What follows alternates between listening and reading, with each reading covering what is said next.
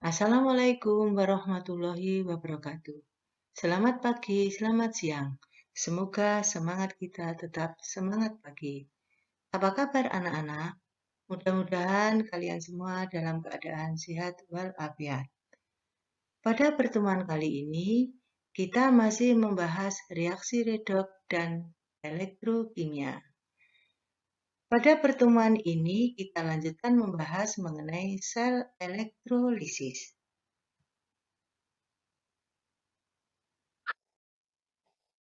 Setelah pembahasan materi ini diharapkan 1. Siswa mampu menjelaskan pengertian sel elektrolisis. 2. Siswa mampu menjelaskan susunan sel elektrolisis. Yang ketiga, siswa mampu menjelaskan proses elektrolisis. Yang keempat, siswa mampu menuliskan reaksi elektrolisis. Yang kelima, siswa mampu melaksanakan percobaan reaksi elektrolisis. Yang keenam, siswa mampu menganalisis penggunaan reaksi elektrolisis dalam kehidupan sehari-hari. Sel elektrolisis berlawanan dengan sel Volta. Sel elektrolisis, sel yang mengubah energi listrik menjadi energi kimia atau reaksi kimia. Prinsip sel elektrolisis adalah memanfaatkan energi listrik untuk menjalankan reaksi redoks tak spontan menjadi reaksi redoks spontan. Perbedaan dan persamaan sel Volta dan sel elektrolisis. Di dalam sel Volta, energi kimia berubah menjadi energi listrik, sedangkan di dalam sel elektrolisis, energi listrik berubah menjadi energi kimia atau menjadi reaksi redoks. Di dalam sel Volta, katoda merupakan elektroda bermuatan positif, anoda merupakan elektroda bermuatan negatif. Sedangkan di sel elektrolisis, katoda merupakan elektroda bermuatan negatif dan anoda merupakan elektroda bermuatan positif. Jadi ini kebalikannya. Supaya mudah dihafalkan bahwa di dalam sel Volta, katoda positif, anoda negatif. Kalau disingkat menjadi kapan. Sedangkan di sel elektrolisis, katoda bermuatan negatif, anoda bermuatan positif. Kalau disingkat menjadi kenap. Persamaan antara sel Volta dan sel elektrolisis. Di katoda, tempat terjadinya reaksi reduksi. Kalau disingkat diberi istilah karet. Di anoda, tempat terjadinya reaksi oksidasi. Kalau disingkat diberi istilah anod. Bagaimana susunan sel elektrolisis? Secara umum, sel elektrolisis tersusun dari sumber arus listrik yang menyuplai arus searah. Yang kedua, larutan elektrolit. Ini terdiri dari ion positif dan ion negatif, kation dan anion. Larutan elektrolit zat yang dapat menghantarkan arus listrik. Kemudian yang ketiga yaitu elektroda. Elektroda negatif disebut katoda. Elektroda positif disebut anoda. Larutan elektrolit yang terdiri dari kation dan anion ini, kation bermuatan positif ini nanti akan ditarik oleh katoda karena katoda bermuatan negatif. Untuk anion yang bermuatan negatif ini ditarik oleh anoda karena anoda bermuatan positif. Elektroda dibedakan ada dua, yaitu elektroda iner atau tidak aktif, contohnya yaitu karbon, platina, dan emas.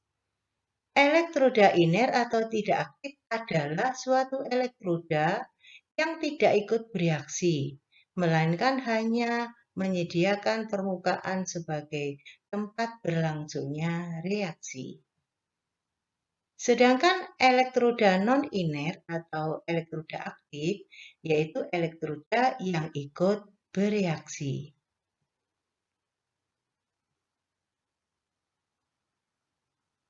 Bagaimana reaksi pada elektroda, yaitu pada katoda dan anoda?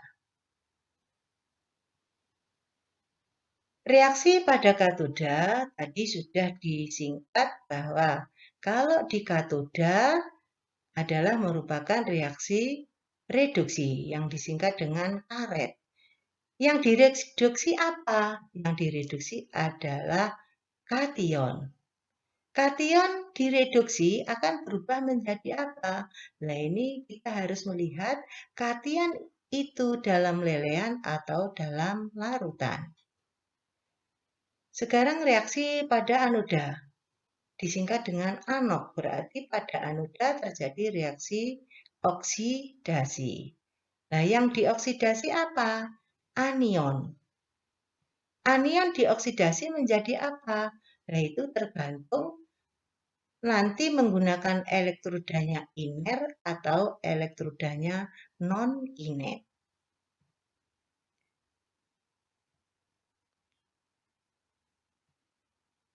Reaksi pada katoda yaitu reaksi reduksi. Untuk menentukan kation yang direduksi menjadi apa, tadi sudah saya sebutkan, harus melihat kation itu dalam bentuk lelehan atau dalam bentuk larutan. Kalau dalam bentuk lelehan, untuk kation logam aktif, yaitu golongan 1A, 2A, ion Al13, ion Mn12, dari suatu lelehan atau lebutan yang tereduksi kation itu sendiri. Secara umum, reaksi di dalam katoda yaitu Ln plus menangkap elektron menjadi L. Kalau misalnya golongan 1A, misalnya Na plus menangkap satu elektron menjadi Na. Sekarang apabila kation itu dari larutan. Apabila kation itu berupa ion H+ dari larutan asam, maka yang tereduksi ion H+ itu sendiri menjadi gas H2. Jadi reaksi pada katoda seperti ini. Kemudian apabila kation itu merupakan logam aktif golongan 1A, 2A, Al13 dan Mn12 dari suatu larutan, maka kation-kation ini tidak tereduksi. Nah, yang tereduksi adalah air. Jadi nanti di katoda reaksi reduksinya adalah air direduksi. Jadi 2H2O direduksi berarti plus 2 elektron menjadi 2OH- dan H2.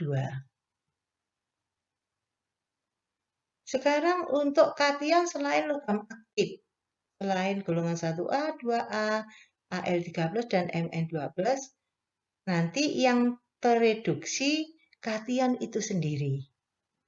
Jadi misalnya golongan 2A, misalnya Mg12 direduksi bereaksi dengan elektron, maka akan menghasilkan Mg. Demikian reaksi reduksi di katoda, ketentuannya seperti ini. Ketentuan-ketentuan ini tolong dihafalkan. Sekarang reaksi pada anoda, yaitu reaksi oksidasi. Yang dioksidasi adalah anion. Anion dioksidasi akan berubah menjadi apa? Nah, yang perlu diperhatikan, kita harus melihat dulu elektroda yang digunakan. Elektrodanya inet atau non-inet. Kalau inet, nah, anion itu nanti kalau dioksidasi menjadi apa? Nah, ini ketentuannya. Untuk ion OH- dari basa, OH- dioksidasi menjadi H2O dan gas O2. Jadi reaksi pada anoda seperti ini. 4 OH- berubah menjadi 2H2O plus O2 plus 4 elektron. Jadi kalau oksidasi itu elektronnya di ruas kanan. Kemudian untuk ion sisa asam oksi. Sisa asam oksi berarti yang mengandung O. Contohnya SO42-, PO43-, CO32-, NO3-. Ion-ion ini tidak teroksidasi. Yang teroksidasi adalah air. Nah, di katoda nanti yang teroksidasi air. Jadi air dioksidasi menjadi 4H+ plus O2 plus 4 elektron. Kemudian untuk ion sisa asam halida. Halida dari kata halogen diberi simbol X. Berarti kalau ion halida berarti X-. Ion ini dioksidasi menjadi molekulnya. Jadi di anoda nanti terjadi reaksi demikian, 2X- menjadi X2 plus 2 elektron. Kalau misalnya ini halidanya Cl, jadi Cl-, 2 Cl- berubah menjadi Cl2 dengan melepas 2 elektron. Untuk oksidasi anion di anoda dengan menggunakan elektroda non-inet atau elektroda aktif, anion ini nanti akan berubah menjadi apa? Nah, kita lihat ketentuannya. Untuk elektroda non-inet, yang teroksidasi elektrodanya atau anodanya. Jadi reaksi pada anoda yaitu secara umum logam teroksidasi menjadi ion positif logam dengan melepaskan elektron. Misalkan elektroda non-inet yang digunakan adalah logam Cu. Jadi L ini bisa diganti dengan logam Cu, teroksidasi menjadi Cu2+, dan melepaskan 2 elektron.